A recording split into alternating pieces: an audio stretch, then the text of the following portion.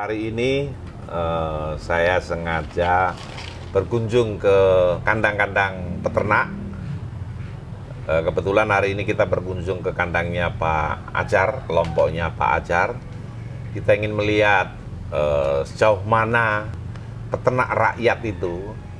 Kita akan lihat kandang-kandangnya, kemudian ayam-ayamnya.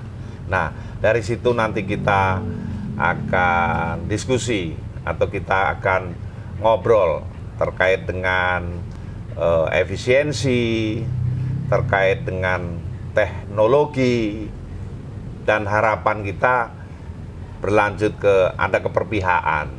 Setelah dua hal itu kita coba untuk maksimalkan, karena memang kandang-kandang ini dalam rangka mensiasati keadaan iklim, maka mau nggak mau, suka nggak suka harus kita sesuaikan.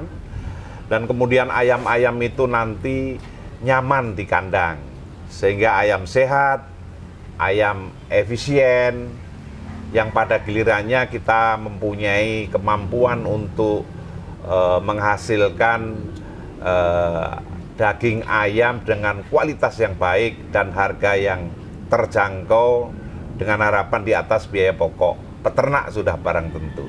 Jadi terkait dengan kondisi kekinian saat ini, saya ingin sedikit dialog dengan Pak Ajar terkait dengan apa sih yang dirasakan peternak mandiri saat ini, dengan melihat kondisi saat ini yang harga ayam di bawah biaya pokok produksi, sementara peternak ini, Pak Ajar dalam hal ini sudah maksimal dalam mengupayakan produksi. Monggo Pak Ajar, sampean bisa jawab atau gimana sih rasanya sebenarnya jadi peternak mandiri dalam kondisi usaha saat ini. Bisa diceritakan juga kiat-kiatnya untuk bisa bertahan. Silakan Pak Ajar. Terima kasih Pak Sugeng. Assalamualaikum warahmatullahi wabarakatuh. Sebenarnya kondisi untuk perunggasan saat ini, kita sebagai peternak mandiri lumayan berat, karena yang jadi pokok permasalahan adalah harga live bird yang lama di bawah HPP itu biaya pokok produksi, maka akan menderita kerugian yang lumayan besar. Sebenarnya kita sebagai peternak mandiri itu sudah berusaha semaksimal mungkin untuk menghasilkan ayam dengan produksi yang optimal, tetapi karena harga live bird yang di bawah biaya pokok produksi akhirnya menderita kerugian. Kita berusaha semaksimal mungkin di kandang untuk mendapatkan produksi yang optimal.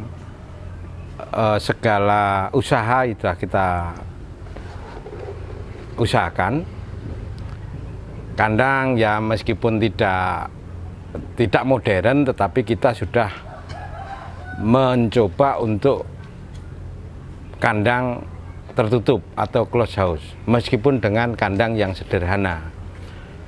Nah, untuk mengejar optimal produksi, peralatan yang ada di kandang kita usahakan semaksimal mungkin terpenuhi. Jadi untuk membuat ayam nyaman dengan pertumbuhan yang maksimal, akhirnya mendapatkan hasil yang optimal. Itu tadi balik lagi bahwa karena harga saat ini belum bagus, makanya kita ya menderita kerugian. Harapannya nanti ke depan harga akan membaik lagi. Kira-kira Pak Ajar, kira-kira apa sih sepengetahuan Pak Ajar, kenapa kok harga itu bisa sedemikian jatuh dan harapannya? Sebenarnya begini, setahu saya komoditi strategis di perunggasan itu adalah di DOC. Deoljik itu pakan akan ngikut ke jumlah DOC, obat juga, dan kalau itu terukur, populasi DOC-nya terukur, tidak melebihi atau oversupply, harusnya harga juga tidak akan jatuh. Itu makanya kita harapkan jangan hanya di hilir yang diurusin selama ini, tolong di hulunya juga diatur biar nanti tidak terjadi oversupply di DOC. Itu Pak Adjar ini kan berbudidaya ayam broiler. Nah, hulu yang dimaksudkan adalah bagaimana dengan indukan dari broilernya, kemudian indukan dari parent stocknya atau embah dari ayamnya yang dipelihara oleh Pak Adjar itu. Maksudnya, jadi semuanya ini kan sudah terukur. Sehingga diharapkan dengan keterukuran itu, produk itu bisa tercatat data-data dengan valid sehingga tidak menyulitkan khususnya pembudidaya di final stock itu, sehingga para peternak ini mempunyai kemampuan untuk memperkirakan. Jadi pesannya bagaimana kemudian pelaku-pelaku yang besar ini bisa menginformasikan data-data yang dilaporkan ke pemerintah sevalid mungkin. ya. Karena kelemahannya, kadang-kadang data ini kan validitasnya dipertanyakan. Sehingga efeknya bagi pelaku hilir ini bingung. Kondisinya sebenarnya seperti apa sih saat ini? Kira-kira begitu kan ya, Pak Adjar ya? Betul. Jadi kembali ke harapan sekarang. Harapan dengan kondisi saat ini, sudah barang tentu kan keuntungan. Tapi ini dimulai dari mana dulu sih? Menurut pemahaman Pak Adjar? Yang jelas, kita marketnya ketahuan, market live bird untuk di saat ini mungkin ya, tetapi secara real saya juga belum tahu, karena dengan kondisi ekonomi yang belum bagus ini, jadi kelebihan stok live bird di kandang katakanlah tidak banyak saja, itu sudah menimbulkan gejolak harga yang gampang untuk digoyang dan akhirnya harganya bisa turun atau di bawah HPP. Ya. Itu. Jadi harapannya memang harus terukur. Live bird stoknya di kandang itu harus terukur, jadi hulunya itu juga harus terukur, akhirnya semua akan terjadi keseimbangan yang baru.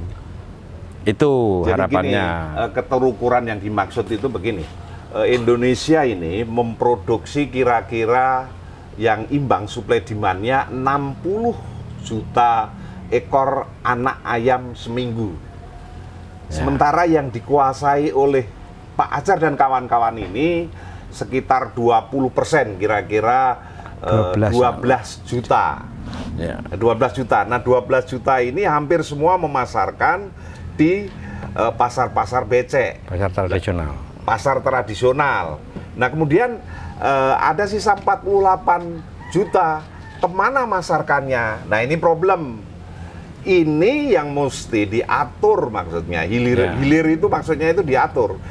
Karena potensinya 80% dari total 60 juta atau 48 juta itu dipasarkan di pasar-pasar tradisional ataupun pasar-pasar becek berupa ayam hidup. Nah, sisanya itu baru untuk kebutuhan-kebutuhan yang pasar bersih atau produk-produk olahan. Jadi di sini jika ada pembagian pasar, tidak akan terjadi persaingan yang antara pelaku yang besar dengan yang kecil, antara Pak Adjar dan kawan-kawan dengan perusahaan-perusahaan besar.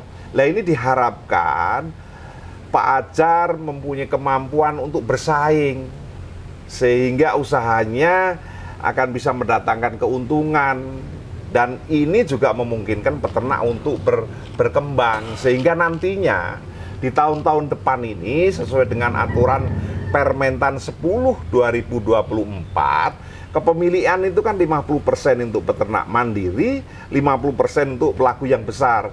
Mandiri itu siapa? Ya kami, Pak Adjar dan teman-teman ini.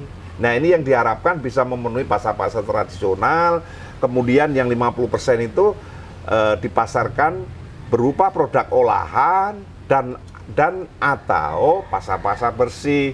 Ini yang diharapkan hampir ke semua pelaku yang kecil-kecil itu berharap seperti itu. Artinya apa? Pemerintah harus mempunyai peran di sini agar itu bisa berjalan.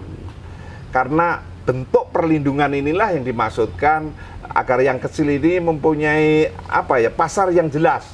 Karena dengan keterbatasan sumber daya manusia, keterbatasan finansial ini sehingga kemampuannya ya baru di situ.